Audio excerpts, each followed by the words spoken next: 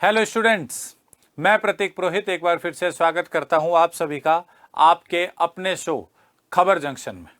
और खबर जंक्शन के आज के एपिसोड में हम लोग डिस्कस करेंगे भारत के उस टीचर के बारे में जिन्होंने शिक्षा जगत का नोबेल पुरस्कार जीता है।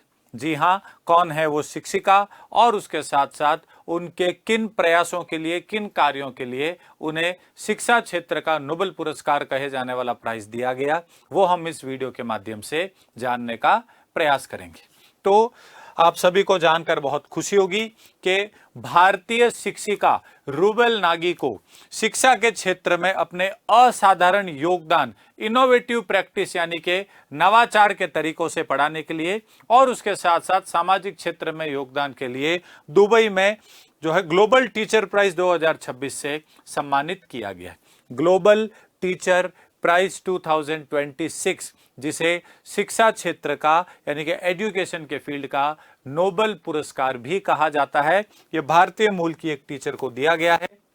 और इस पुरस्कार की जो पुरस्कार राशि है वो $1 मिलियन है। जी हां, आइए एक छोटे से वीडियो के माध्यम से देखते हैं जो सम्मान समारोह जिसमें रूबल नागी जी को पुरस्कृत किया गया।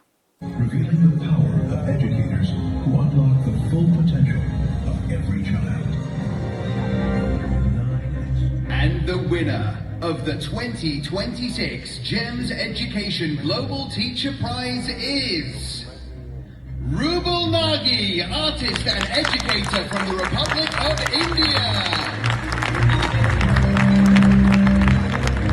Ladies and gentlemen, please join us in welcoming Rubal Nagi onto the stage to receive the award trophy.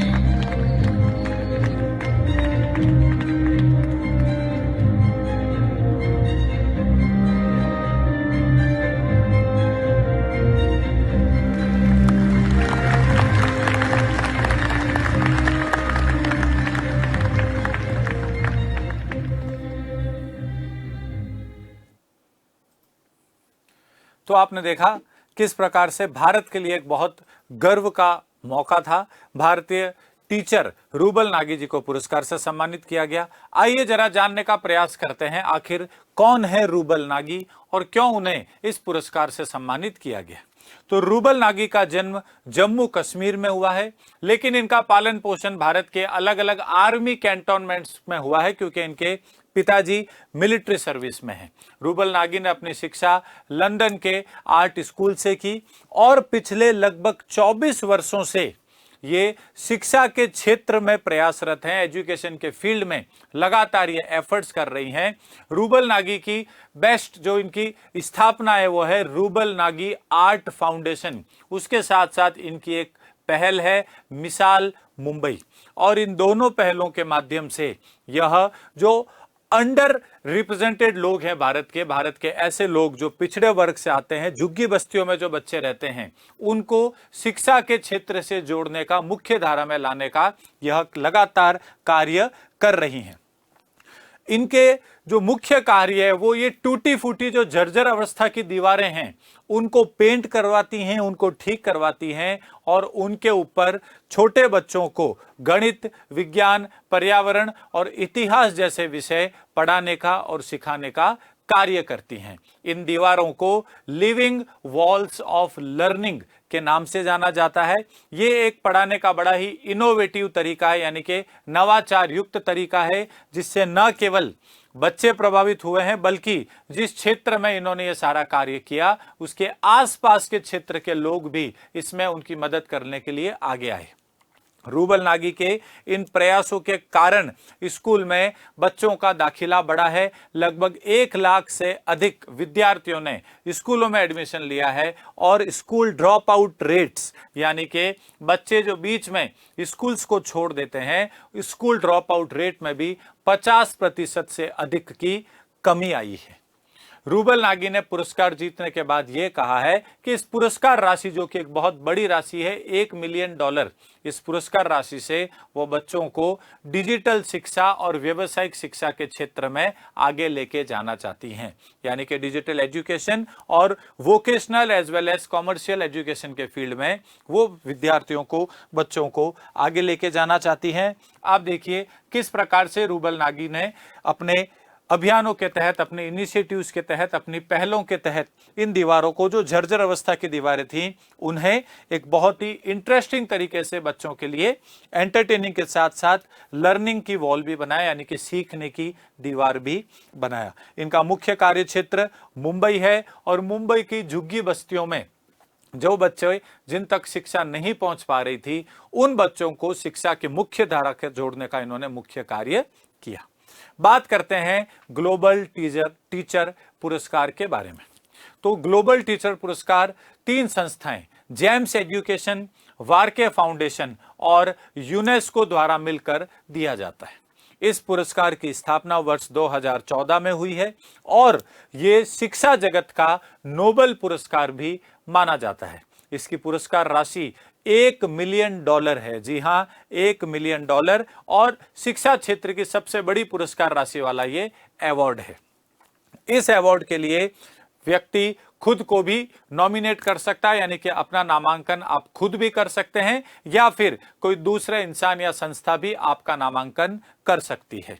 Rouble Nagi 139 देशों के लगभग 5000 शिक्षकों को पछाड़ते हुए इस पुरस्कार को जीती और इसी के साथ भारत का शिक्षा क्षेत्र में एक तरीके से वैश्विक मंच पर नाम रोशन किया।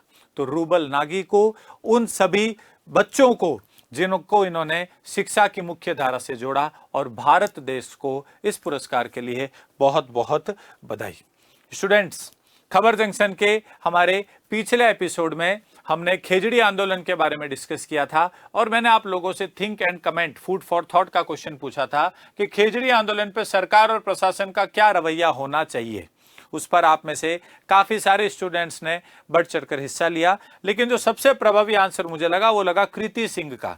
इन्होंने लिखा है, इस आंदोलन पर सरकार और प्रशासन को सकारात्मक रुख अपनाना चाहिए। यह वृक्ष आर्थिक, पर्यावरणीय, धार्मिक तीनों दृष्टिकोण से अत्यंत महत्वपूर्ण है, यानी कि इकोनॉमिक, एनवायरमेंटल और रिलीजियस विजन से बहुत इंपॉर्टेंट है। इसलिए विकास हेतु इसकी कटाई के स्थान पर वैकल्पिक उपायों को अपनाना चाहिए। साथ ही अवैध रूप से कटाई करने पर भारी जुर्माना का प्रावधान किया जाना चाहिए।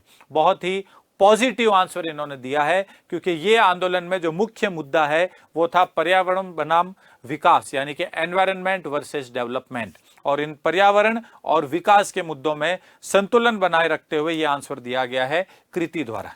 सबसे इफेक्टिव आंसर यही। आज का जो हमारा वीडियो है ग्लोबल टीचर प्राइज, इस पर आधारित मेरा आप लोगों से प्रश्न थिंक एंड कमेंट का है, भारत में शिक्षकों को प्रदान किए जाने वाले प्रमुख राष्ट्रीय पुरस्कारों के नाम बताइए। क्योंकि रूबल नागी को जो पुरस्कार मिला है ग्लोबल टीचर प्राइज, ये वैश्विक स्तर का पुरस्कार है। भारत सरकार भी भारत के शिक्षकों को, टीचर्स को प्रतिवर्ष राष्ट्रीय स्तर पर सम्मानित करती है। तो आपको कुछ प्रमुख 3 से 4 पुरस्कारों के नाम बताने हैं। ध्यान रहिएगा, इस वीडियो के नीचे कमेंट सेक्शन में आपको अपना आंसर देना है। आपका answer short, crisp and to the point होना चाहिए। कोशिश करिएगा 2 से 3 लाइनों में अधिकतम आप अपना उत्तर दें। जो आंसर मुझे सबसे प्रभावी, सबसे अच्छा लगा, उसे मैं खबर जंक्शन के अगले वीडियो में आपके नाम के साथ पढ़कर सुनाऊंगा। स्टूडेंट्स, अगर खबर जंक्शन सीरीज आपको पसंद आ रही है तो हमारे RS उत्कर्ष यूट्यूब चैनल को लाइक, शेयर और सब्सक्राइब जरूर करें। आज के एपिसोड में इतना ही। धन्यवाद।